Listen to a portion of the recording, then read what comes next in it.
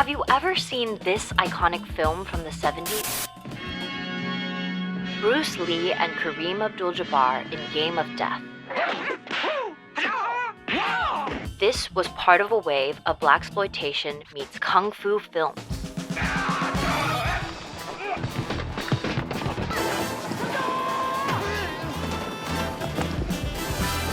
Ooh, groovy. But there was something more than big hair and butt kicking going on in these movies. From Shaft to Game of Death to Luke Cage. Let's get a historian's take on why these two genres of film intersected in the 70s and how black kung fu lives on. Starting with blaxploitation. The mob wanted Harlem back. They got shagged.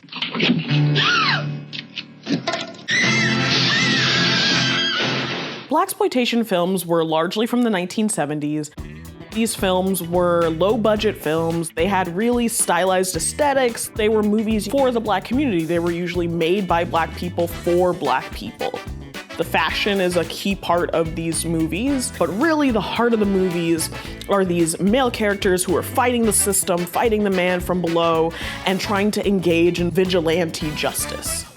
And it looks like over 200 blaxploitation films were made in the 70s. What about martial arts films then? How did they get into the mix? From across the Pacific, film studios like the Shaw Brothers began to distribute movies en masse to the United States, particularly Hong Kong kung fu movies. We start seeing the emergence of martial arts movies that take on a particular theme, which is to overthrow Japanese imperialism by everyday people, much like blaxploitation films. Five Fingers of Death was the first Shaw Brothers film to get a real US release. By May of 1973, 3 kung fu films took the top spots at the box office. With the release of movies like Bruce Lee's Enter the Dragon, there was a sort of melding between the themes of Hong Kong kung fu movies and blaxploitation movies. And black filmmakers were particularly inspired by Hong Kong movies and began to incorporate things like fight choreography, some of the same themes, standing up to the man and using martial arts to do so. Which brings us back to that iconic scene we saw at the beginning of this video from Game of Death, a movie that debuted in the US in 1979.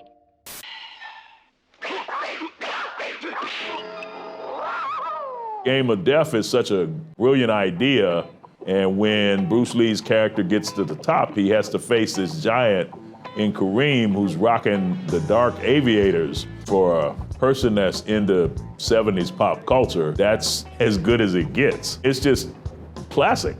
Kareem Abdul-Jabbar is one of the greatest, if not the greatest, NBA player in the 1970s. And of course, the great Bruce Lee. Bruce Lee was an ass kicker. He was not just another white male hero. He wasn't black, but he wasn't white.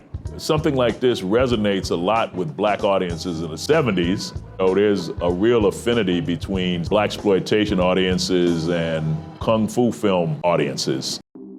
Kung fu from Hong Kong took pop culture by storm. In 1974, we get this iconic kung fu song. Everybody was kung fu fighting. Those kids were fast as lightning. Groovy fashion and kung fu fighting aside, what was going on off screen that made the storyline of fighting the man so appealing? It is the first decade after the signing of the Civil Rights Act, the Voting Rights Act, the Fair Housing Act, and it is a time when you can start to see broad expression of black culture in ways that had not existed before. We also see sort of a wave of death. We see this rapid succession of assassinations of heroes of the black community. The assassination of Medgar Evers, of Martin Luther King Jr., of Malcolm X. There's a desire for justice and a sense that justice has been deferred. And so people are starting to look to sort of narratives and frameworks of self-defense in order to think about their future and collective liberation for black people. The Black Power movement was very influential on these films. A lot of narratives about going against the system, getting back at the man.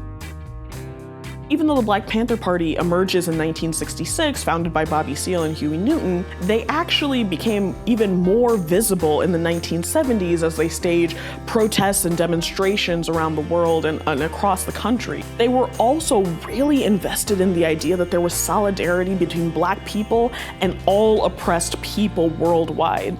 Seale and Newton, they were, students of international politics. They were thinking about things like the Vietnam War.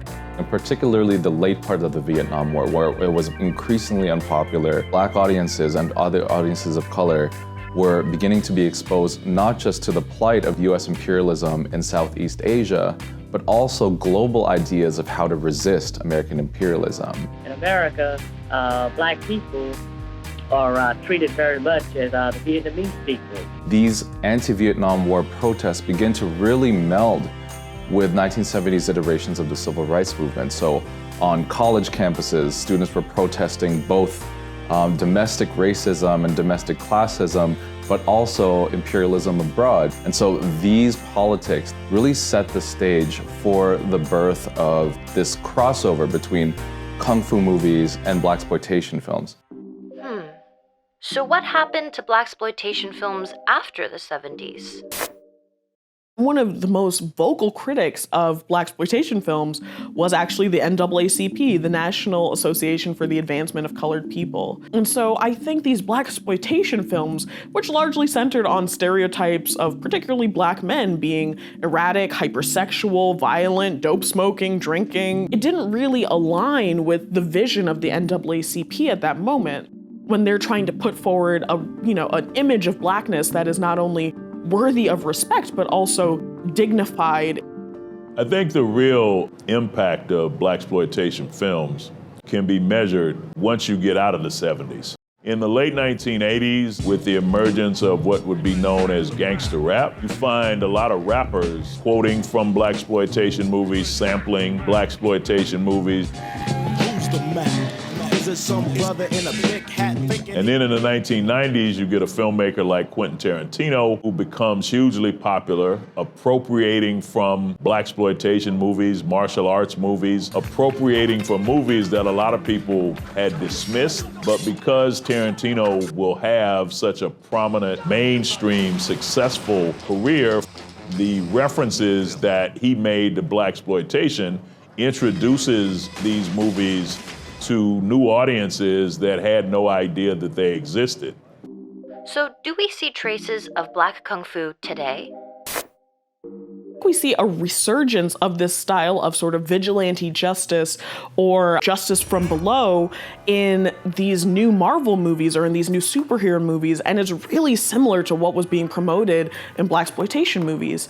And you still can't speak English. My English is just fine. There's this one scene where Luke Cage walks in and he protects Asian store owners.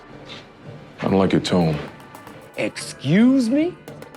So I think it's really interesting, the aesthetics and the sort of narrative of this scene in Luke Cage, because here he is, he's an everyday guy, he's fighting these sort of villainous characters who are lining up to him, and even in that sort of way they surround him and attack him one by one, that's classic Black Kung Fu movie. But it's also just the narrative that he's defending these Chinese restaurant owners. But you have my word, ma'am. I've got you. I read that as incredibly meaningful in both the movements of Black Lives Matter and Stop Asian Hate. In the same way that we see that wave of death from the 1960s, these assassinations of heroes, now we're seeing this sort of wave of death and assassinations of everyday Black citizens. And on top of that, we're also seeing movements emerging like Stop Asian Hate to counteract these rises in hate crimes against Asian American communities. And when people feel frustrated, when they feel as if justice hasn't been served, that's when we start to see sort of the appeal of a hero, someone who rises up from amongst the people and fights injustice and does the right thing.